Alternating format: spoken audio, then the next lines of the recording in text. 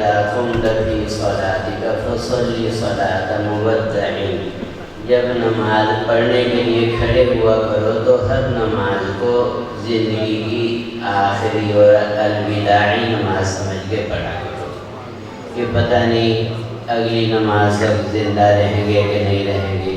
ہم میں سے معلوم نہیں کس کو فجر کی نماز نصیب ہوگی. ترکی میں شام میں زلزلہ آیا، جو رات کو سوئے تھے ان کو پتہ تھا کہ یہ زندگی کی آخری رات ہے، ہم اٹھ نہیں سکیں گے. اور جو ہے صبح پر جیسے مولانا عباد اللہ اکثر فرماتے ہوتے ہیں کتنے لوگ سورج کا طلوع دیکھتے ہیں اور غروب نہیں دیکھتے.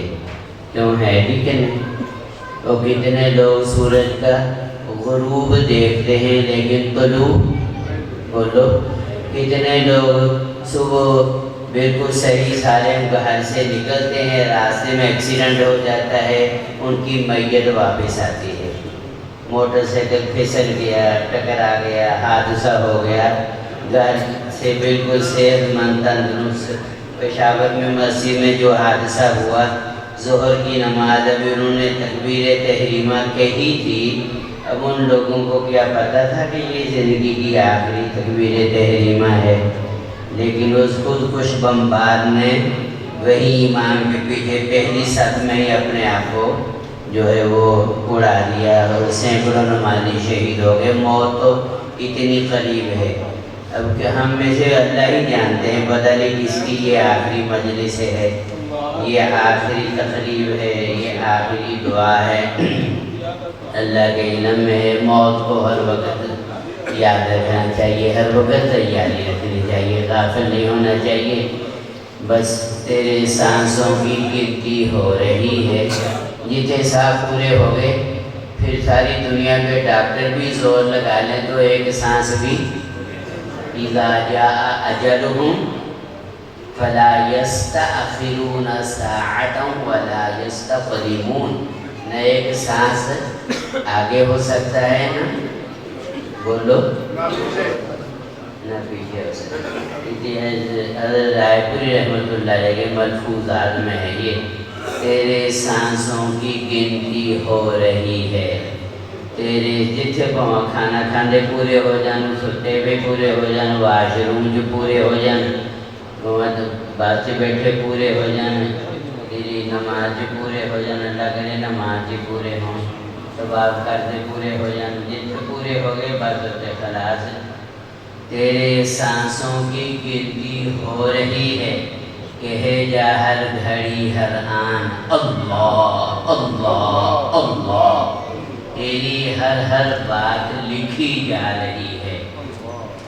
کرامن کاتبین لکھ رہے ہیں نا تیری ہر ہر بات ما یلفظ من قول الا لدیہ رقیب، جو لفظ زبان سے نکلتے ہی اللہ کے فرشتے فوراً اس کو ریکارڈ کر لیتے کہ نہیں کہ کوئی رہ جاتا لفظ.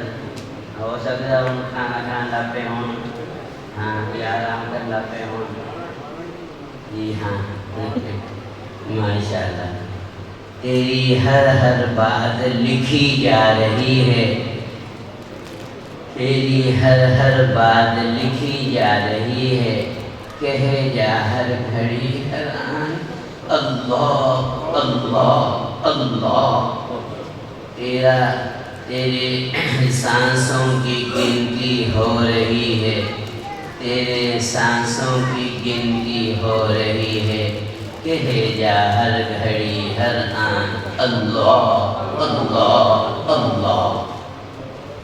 بس بھائیو سب کچھ سن چکے ہیں ماشاءاللہ.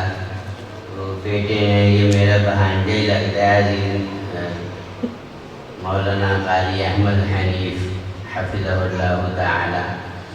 تو انہوں نے قرآن مجید کی سند اللہ تعالیٰ کی ذات پاک تک جو ہے پہنچائی اور سنائی آپ نے. شاید آپ نے زندگی میں پہلی مرتبہ قرآن کی سند جو ہے اللہ جل جانہ تک پہنچتی ہے. آپ نے